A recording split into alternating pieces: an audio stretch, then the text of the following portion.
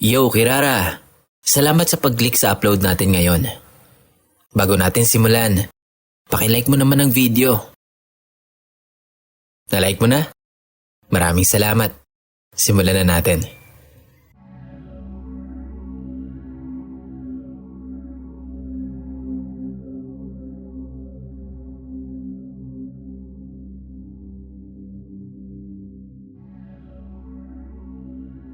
Magandang gabi po, Boss Kira.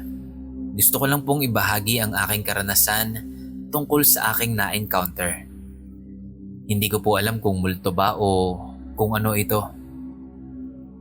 Ikaw na pong bahalang mag-ayos dahil hindi po ako magaling magkwento. Salamat po, Boss Kira. Tawagin niyo na lang po akong Ilon. Noong December 2023, ay umuwi ang mga magulang ng aking papa galing New Zealand para dito mag-celebrate ng Pasko. Foreigner po ang lolo ko at ang lola ko naman ay Pinay. So, half po ang papa ko. So ito na nga po. Pagkatapos po namin pumunta sa hotel ng aking lolo't lola, malapit lang po ito sa MOA. Hindi ko po alam na pupunta pala kami sa sementeryo sa Parañaque. Pagdating namin doon, nakita ko po yung iba naming kamag-anak na nandoon na.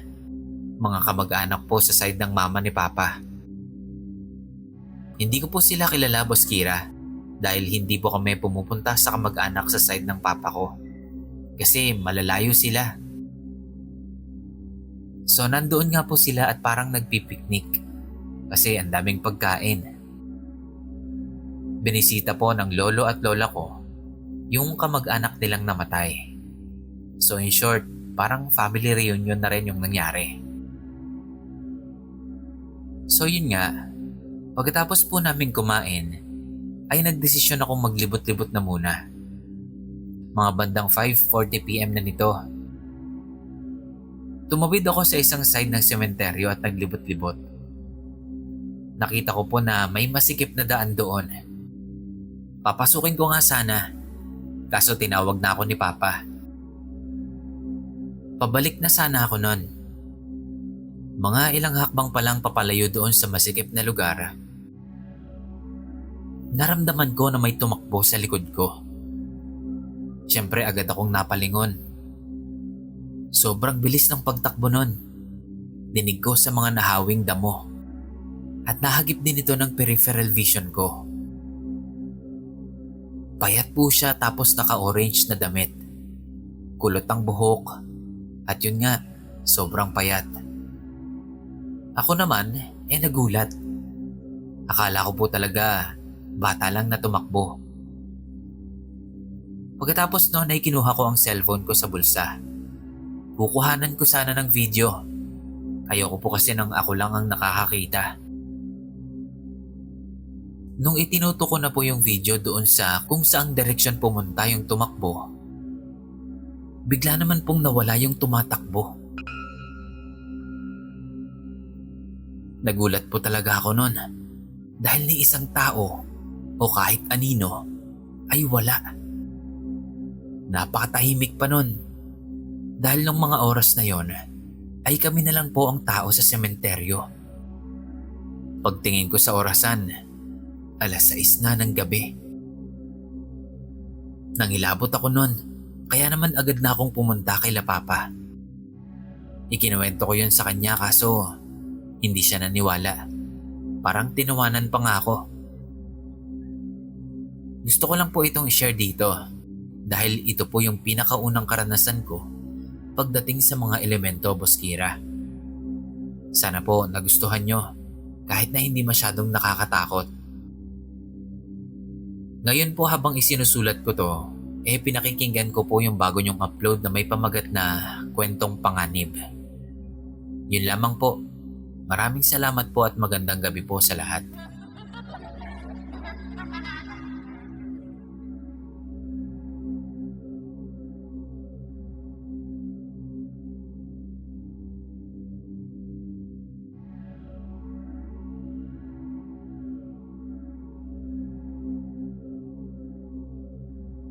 Isa akong taxi driver At marami po akong karanasan sa mga kababalaghan.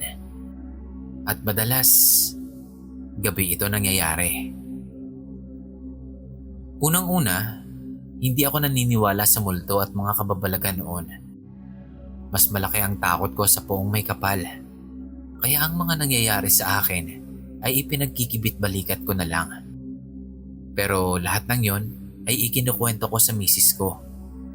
At sobra siyang natatakot. Una sa mall sa EDSA ng mga pasahero ko. Alam kong 3 silang sumakay sa akin. Isang nanay at 2 anak na babae. Ayan, tumatayo tuloy ang balahibo ko. Habang papunta kami sa bahay nila, napansin kong nakatingin at nakangiti sa akin yung isang batang babae. Napakagandang bata po niya. Sa tuwing tumitingin ako sa rearview mirror, lagi ko siyang nakikitang nakatingin sa akin at nakangiti. Halos mahigit kumulang na 1 oras na binaybay namin ang kalsadang pauwi sa kanila. Nang makarating na kami sa kanila, ay nagbayad na sa akin yung ina at bumaba na sila. Ang laking pagtataka ko kasi bakit 2 na lang silang bumaba? Kaya naman napasigaw ako sa kanila. Ma'am, bakit ho 2 na lang kayo? Hindi po ba 3 kayong sumakay sa akin? Nagtaka din naman sa sinabi ko yung ginang. Sabi niya, 2 lang daw talaga sila ng anak niya. Ipinagpipilitan ko pa noon na 3 talaga sila. Hila-hila pa nga ako ng anak niya yung isang batang babae. Pero ang sabi ng ginang ay 2 lang daw talaga sila ng anak niya. Nagtatakang nagtanong sa akin yung ginang. Ano daw bang itsura ng batang sinasabi ko? Kaya naman ipinaliwanag ko. May kabilugan ka ko yung muka at ang cute-cute niya. Nakaasul na palda at puting blouse. Mahaba ka ko ang medyas at nakaitim na sapatos. Nakita ko sa mukha ng ginang na para siyang napaisip. Saglit siyang natahimik at biglang nagwika na, naku, anak ko po yun, Manong. Matagal na po siyang namayapa. Sabi ng ginang, pati daw yung suot nitong damit, ganon na ganon din daw. Pagkatapos noon ay pumasok na sila sa gate nila. Ako naman, saglit na napatulala. Pero dahil nga kailangan ko pang kumayod, ay nagpatuloy lang ako sa biyahe ko ng gabi na yon. Charge to experience, ika nga. Marami pa akong ikukwento, Boss Kira. Till next time, ingat po tayo sa pagmamaneho.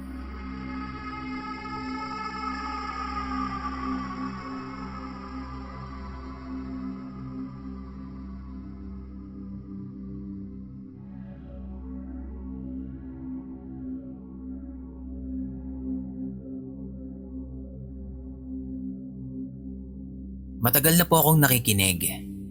Dahil sa kapatid ko kaya ako nalaman na may ganito palang podcast. Taga Mindanao po ako, sa Maguindanao. Hindi ko na lang po sasabihin kung saan banda ito na munisipyo. Tawagin niyo na lang po akong Palma. Kwento ko lang po sana yung mga kakaibang bagay na nangyayari sa bahay namin. Una na tong nangyari noong pandemic. Gabi po noon, pagkatapos naming magbalot ng mga supply para sa mga tao sa munisipyo. Dahil nga pandemic, kaya may mga supply din. Part din po kasi ng politika ang aming pamilya, kaya may mga ganong program. Malaki po ang bahay namin, pero wala itong second floor. Mahaba lang ito. May 3 kwarto at 1 garahe. Bale, malaki po yung salas namin.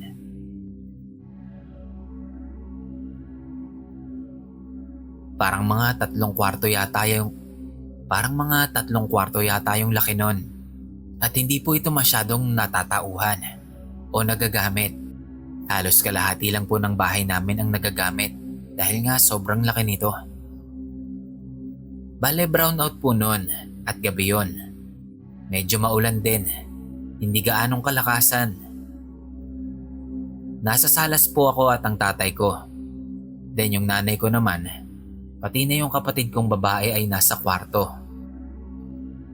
Nagpaalam ang tatay ko na bibili ng snack namin at saka ng katol na rin dahil mukhang tatagal ang brownout nung gabi na yon.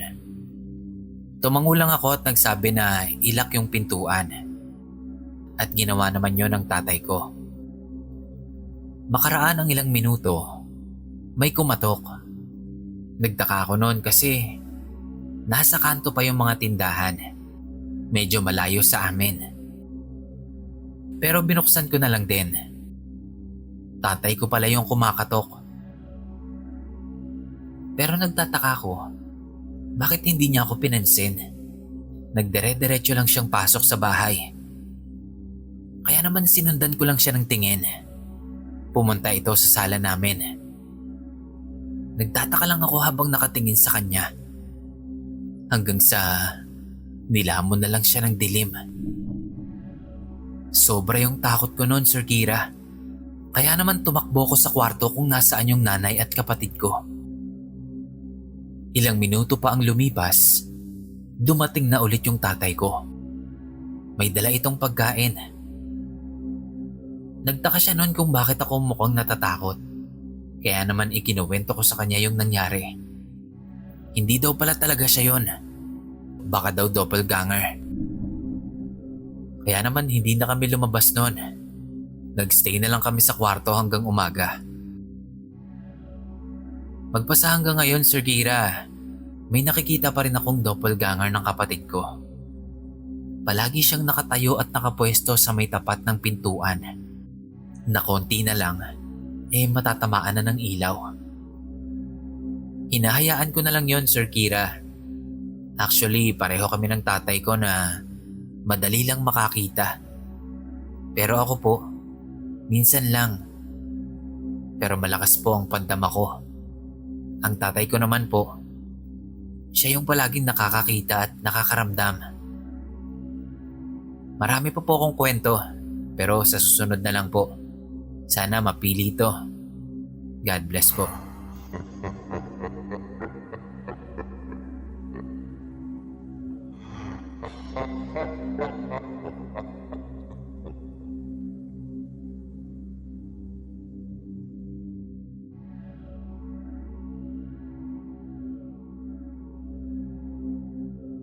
Hello po, Boss Kira. Tawagin niyo na lang po akong Ken. Ito pong ikukwento ko ay tungkol sa isang traffic enforcer na nasagasaan noong last July lang. Laman po ito ng mga balita. Ako naman po ay isang Grab rider. Sa gabi po ang shift ng biyahe ko at madalas mga bandang 6 p.m. nakakasabay namin palaging magkape sa tindahan yung mga traffic enforcer at nakakakwentuhan din namin sila. Mababait po sila, Sir Kira, lalo na si Kuya Freddy. Hindi niya po tunay na pangalan. Si Kuya Freddy ay isang matikas, mabait at maaasahan na enforcer. Isa siya sa mga pioneer na enforcer dito sa lugar namin. Hanggang isang araw, nabalitaan ko na lang na nasagasaan po siya sa harap ng isang mall dito sa lugar namin. Namatay po si Kuya Freddy. Sobra kaming nagulat lahat noon sa pagkamatay niya. Base sa kwento at sa video ng CCTV, nagkaroon daw po ng pagtatalo si Kuya Freddy at yung bus driver dahil ayaw magpa-ticket violation ni Kuyang driver. Hanggang sa hindi malamang dahilan, ay sinadya daw po itong sagasaan at makaladkad hanggang sa magulungan ang katawan at ulo ni Kuya Freddy. Mabilis pong tumakas si Kuyang driver na nakita din naman po sa CCTV. Kinabukasan, mga 6:00 ng umaga, nagpunta ako sa munisipyo para kumuha ng sedula. Habang nakapila, nakakwentuhan ko bigla si Ate Cherry. 26 years na siyang nagtatrabaho sa munisipyo namin. Ang sabi niya, bago daw namatay si Kuya Freddy, ay nagkabatean pa sila habang nagbabiometric si Kuya Freddy sa pinto ng munisipyo bago magserbisyo sa labas. Nung araw daw na yon, parang ang lambing daw ni Kuya Freddy. Sinabihan daw siya nito na, Ate Cherry, tagal na nating magkakilala, no? Dito na tayo tumanda sa munisipyo na to eh. Sabay ngumiti pa raw ito sa kanya. Sumagot naman daw si Ate Cherry, matagal pa tayong magtatrabaho dito, Fred. Sabay tingin daw nito sa kanya nang walang kare-reaksyon ang muka. Pagkatapos nun, umalis na din daw ito agad para mag-duty. At doon na nga po nangyari yung karumal-dumal na sinapit ni Kuya Freddy. Bandang hapon pa lang nung nangyari yung pangit na bagay na yon. Pero nagtataka daw sila Ate Cherry kasi nung tignan daw nila yung in at out sa biometric, nakapag-out pa daw si Kuya Freddy ng 8:30 PM. Which is malabo nang mangyari kasi hapon pa lang patay na si Kuya Freddy. Hindi rin naman pwedeng ibang tao yung nag-out para sa kanya kasi kailangan ng fingerprint para pang-out sa biometric na yon. Kaya naman lahat ng tao sa munisipyo, imbis na matakot, ay nalungkot silang lahat. Kasi gustong gusto pa daw ni Kuya Freddy na magtrabaho at magsilbi bilang isang traffic enforcer. Kaya kahit wala na siya, nagawa pa din niya ang bagay na nakagawian niyang gawin.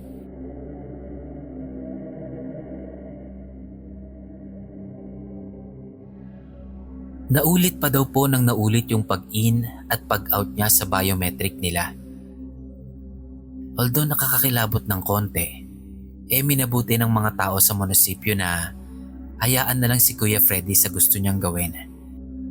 At dinadasal na lang namin na sana ay mahanap pa din niya ang hustisya at kapayapaan sa sarili niya. Yun lang po, Boss Kira. Alam kong hindi siya masyadong nakakatakot pero lahat ng detalye dito ay totoo. Maraming salamat po. Sana ma-narrate niyo po ang kwento na to para kay Kuya Freddy.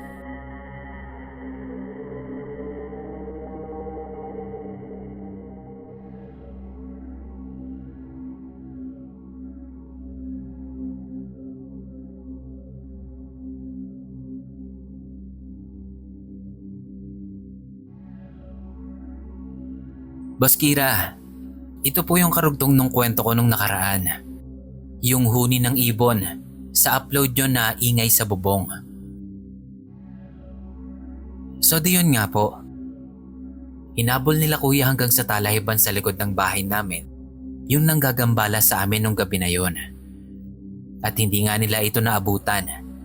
Pero nakita nila yung dinaanan nito dahil nga sa mga hawi sa matataas na damo.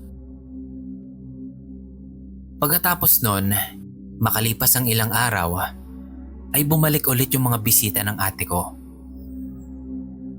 Bali yung isang bintana kasi namin, may mga jealousy. Nasira yun ng isa kong kuya dahil nga sa pagmamadali nila para maabutan yung bumisita kay ate nung nakaraang gabi. Tinakpan na lang yon nila papa ng isang malaking plastic na blue. Tapos inipit. Di kampante na ulit kami. Kasi wala nang paramdam ilang araw. Pero isang gabi, nagising yung kapatid kong lalaki na mas bata sa akin. Natutulog na siya noon sa tapat ng bintanang may cover na plastic. Nagising daw siya kasi naramdaman niyang may pumipitik daw sa mukha niya. Yung ipit daw sa bintana. Pagdilat niya raw, nakita niyang nakahawi na yung plastic na cover. Tapos may nakita siya, Boss Kira. Mahahabang daliri daw. Tapos payat na maitim. At nangingintab pa yung balat. Kuba daw yun. Tapos yung muka, nakatulis daw sa may bandang nguso. Nakalawit yung dila. Yung buhok daw nito ay hanggang balikat. na parang mamasa-masa. At yung mga mata nito ay malalaking kulay dilaw na parang nagliliwanag pa raw sa dilim.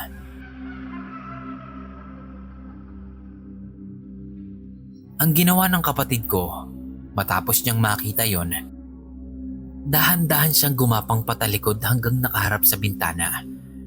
Gumapang siya papuntang hagdan at dahan-dahang bumaba. Ginising niya si Papa. Pagkatapos ay dali-dali silang umakyat. Pero pag-akyat nila, wala na daw yung nakita ng kapatid ko. Pero nakahawi na daw yung bintana. E di nagising na ulit lahat. Si ate, sa baba na ulit natulog nung time na yon. Nagising kaming lahat maliban lang sa pangalawang babae kong kapatid, natulog mantika. Naiwan siya sa taas kasi nga nagbabaan kaming lahat. Nang bigla na lang naming marinig yung palahaw niya ng iyak. Akyat ulit kaming lahat. Inalo siya ni Mama. Tapos itinuturo niya yung bintana. Ang nangyari pala, habang nasa baba daw kaming lahat, ipinasok daw ng nilalang yung mukha niya sa bintana at nakita niya nga ito. Boss Kira, naiyak na lang siya nun sa takot. Kahit sino naman sigurong makakita ng ganon, matatakot talaga. So nagpulasan na naman yung mga kuya at tatay ko. Pati yung bakanting lote, sinuyod na talaga nila. Wala silang naabutan kasi mabilis daw kumilos yung loko.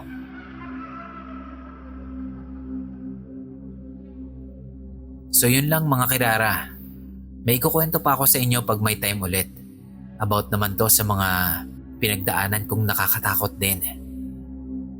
Oo nga pala Sir Kira, avid listener na po ako ng mga horror stories since 2017. Itago nyo na lang po ako sa pangalang ML.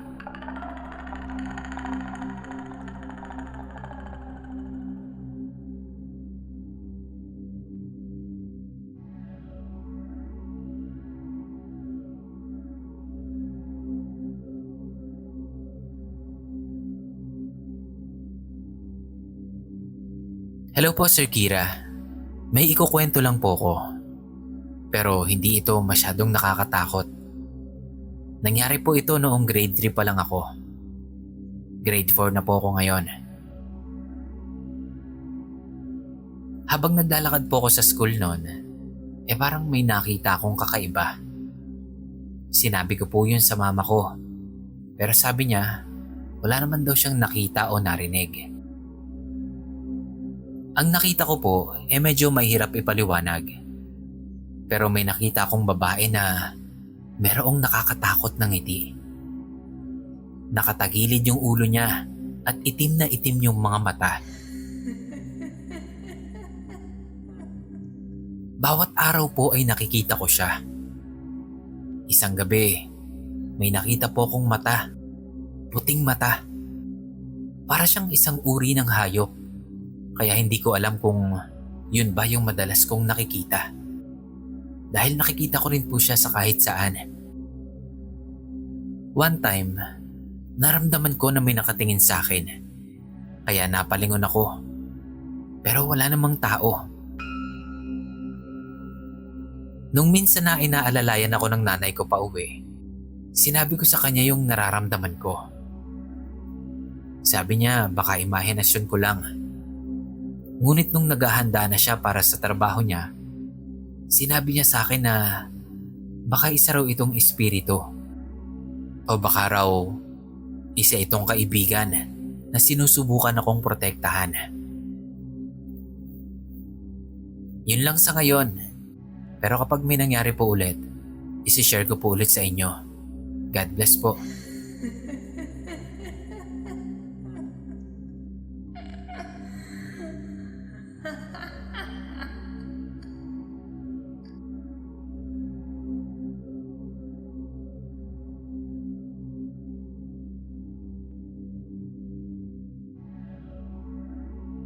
Hi Sir Kira at sa lahat ng Kirara. Sir Kira, marami po muna akong request bago ko simulang magkwento. Una, please hide my identity na lang. Kats na lang ang itawag mo sa akin. Pangalawa po, ikaw na pong bahalang mag-ayos kung biglang gumulo yung pagkakakwento. Maraming salamat po. First encounter. Simulan ko yung pinakauna kong encounter with the paranormal. Ewan ko ba kung bakit hindi ko makalimutan tong experience na to hanggang ngayon. 4 years old ako nung nangyari ito. Mga 80s yun. Burol ng lolo ko nung time na to. Yung lolo ko pala, Sir Kira, ay dating mayor ng town namin. At mahal na mahal siya ng mga tao. Kaya gabi-gabi ng lamay niya, sobrang dami ng tao sa bahay namin. Yung lolo at lola ko pala ang nag-alaga sa akin. Kasi yung biological mom ko, nasa France nung time na yon. Pero nakauwi naman siya nung namatay si lolo. Gabi yon, natutulog ako sa kwarto nila lolo at lola.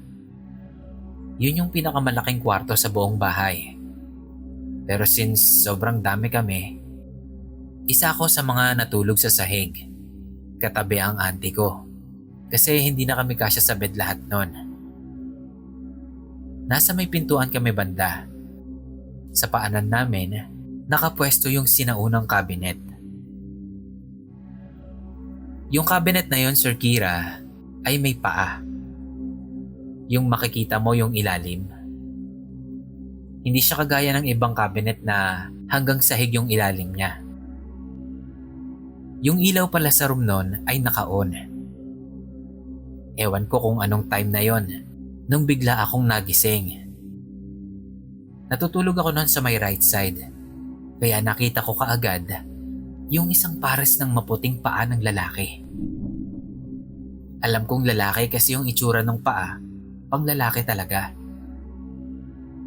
Kumarap at kinusot ko yung mga mata ko kasi baka namamalikmata lang ako o baka nga tulog pa ako noon. Pero kasi nandoon pa rin yung mga paa na yon. Ang nakikita ko noon ay yung mula sa baba ng tuhod hanggang sa paa. Ginising ko si auntie ko noon, tapos naiiyak kong sinabi na may tiil sa ilarom o may paa sa ilalim. Hanggang sa yun, nakatulog na lang siguro ako sa kakaiyak. Hindi siya masyadong nakakatakot, Boss Kira, pero yun yung simula. Eto lang po muna. Mamaya pag hindi ulit ako busy, isisend ko yung encounter ko with my textmate nung 90s. Na natrauma talaga ako. Sabi kasi niya, may kasama daw akong 2 malalaking lalaki na mahahaba yung buhok. Sir Kira, ako lang pong mag-isa yung pumunta sa kung saan kami nag-meet. Yung time na yon, bago pa lang yung cellphone. At uso pa yung textmate at eyeballs. Maraming salamat sa pagbasa, Sir Kira.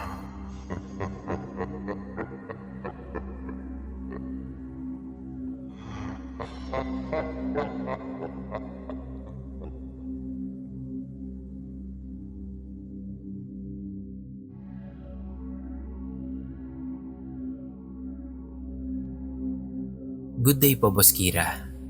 Ako po si Laila, not my real name. Avid listener niyo po ako sa Spotify. Simula nung araw na napakinggan ko yung podcast niyo, kating-kati na rin akong i-share itong story ko. Iibahin ko na lang po ang mga pangalan kasi baka nakikinig din po sa inyo ang mga taong involved dito.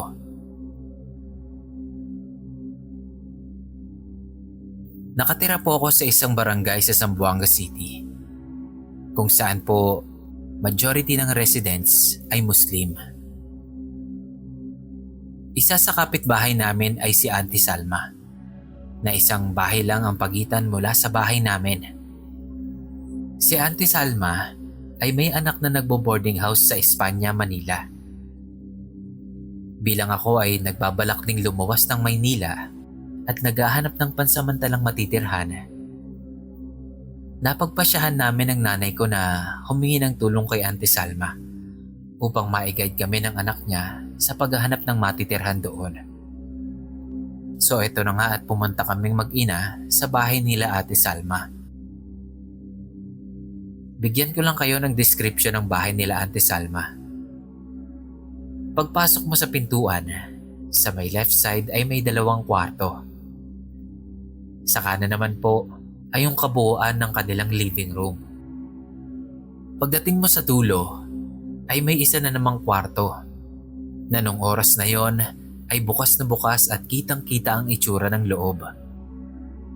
At dahil nga maluwag na nakabukas ang pinto ng kwarto sa dulo, nakita ko agad ang pantalon na nakasabit sa dingding.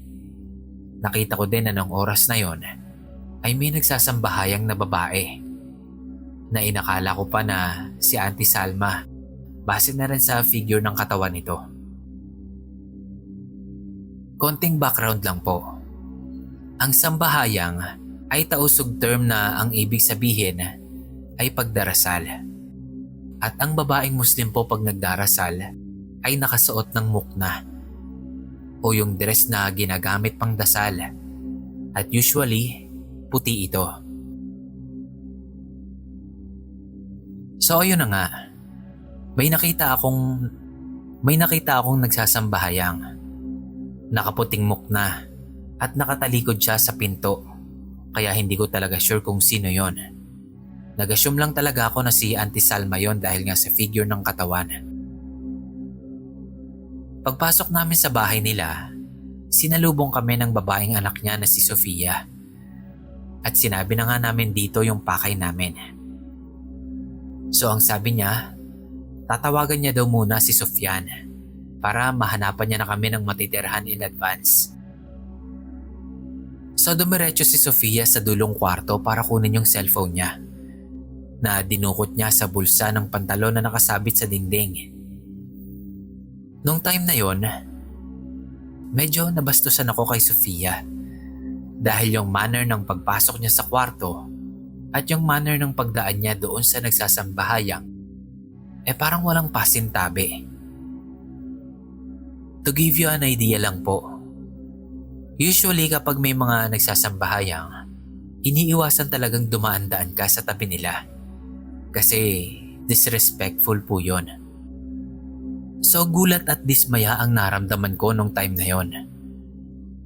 Para bang ganun lang daan-daanan ni Sofia yung taong nagsasambahayang na again, akala ko si Auntie Salma. So ayun na nga, nakuha na yung cellphone niya. Lumabas na ulit siya ng kwarto, pabalik sa kung nasaan kami nakaupo. Tinawagan na niya si Sofyan at nagkaroon na kami ng agreement na hahanapan niya nga ako ng matutuluyan. Pagkatapos ng usapan namin na yon, yung bunsong kapatid nila na si Sulaiman ay lumabas sa isang kwarto sa left side at nagpaalam kay Sofia na aalis daw ito at nanghihingi nga ng baon sa kanya. So si Sofia, bumalik na naman sa dulong kwarto. Isinoli ang cellphone niya sa pantalon niya at dinukot naman yung pitaka niya sa kabilang bulsa para kumuha ng pera.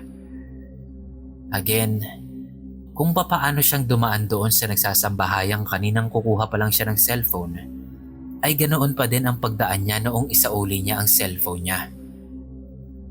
Napaisip tuloy ako, sayang, makajus pa naman itong pamilyang ito, pero ganito pala kabastos si Sofia.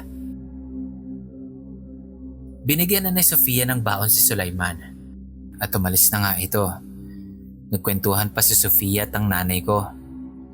Pero hindi ko masyadong nadinig kasi busy akong nakatitig doon sa nagsasambahayang. Sa isip ko, ang tagal-tagal na ni Auntie Salma na nagdarasal. Nakatasyahod na siya noon nung dumating kami. At paalis na lang kami, nakaganong posisyon pa rin siya. Ang tasyahud po ay isang posisyon sa pagdarasal na nakaupo na. Indikasyon na malapit nang matapos ang sambahayang. So ito na nga, at nagpaalam na kami ng nanay ko kay Sofia. Hindi na kami nakapagpaalam kay Auntie Salma dahil nga nagdarasal pa ito. Nung nasa labas na kami ng gate nila at nasiguro ko nang hindi na ako nadidinig ni Sofia, bigla kong chinika ang nanay ko. Sabi ko, ang tagal namang magdasal ni Auntie Salma. Hindi man lang niya tayo nilabas para makapagchika. Nanlaki ang mata ko sa isinagot ng nanay ko sa akin. At magpasa hanggang ngayon, kinikilabutan pa rin ako. Sabi niya, wala dyan si Salma. Nasa Saudi sila ng asawa niya. Nag-Hajj sila. Si Sofia lang at si Sulaiman ang nandyan. Bumilis ang tibok ng puso ko noon habang nagpa-follow up question ako sa nanay ko. Ang tanong ko, sino pala yung nagsasambahayang doon? Hinihiling ko noon na sana sabihin ng nanay ko na may bisita sila. Pero nanlaki ang mga mata ko sa isinagot ng nanay ko. Nakita mo rin? Sa takot namin, kumaripas na kami ng takbo pa uwi ng bahay. Saktong kabilang dalawa ng nanay ko sa bahay nung mga panahon na yon. Halata ko sa nanay ko na natakot din siya. Dahil nung gabi, ginigising niya talaga ako para magpasama sa CR.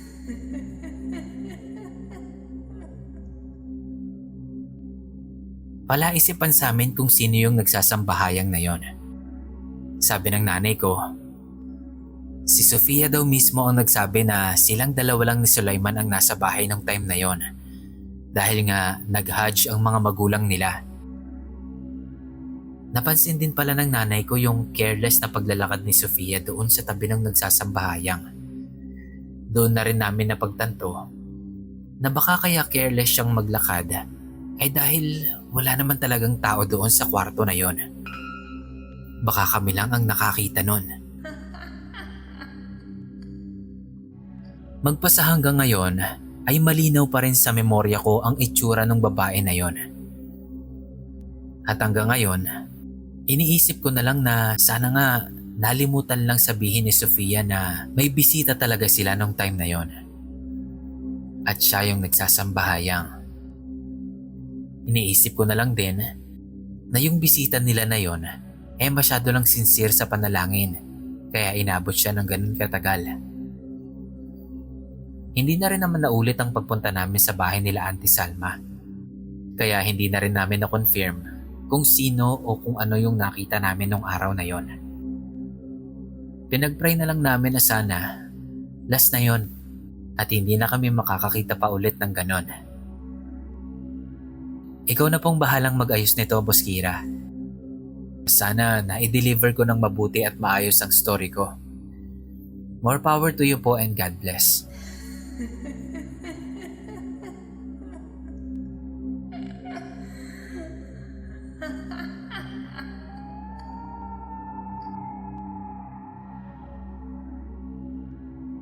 Yo Kirara, maraming salamat sa pakikinig sa episode natin ngayon. Pakilike naman po ng video natin at pakisubscribe na rin po kung hindi pa kayo nakapag-subscribe. Hanggang sa muli po. Salamat.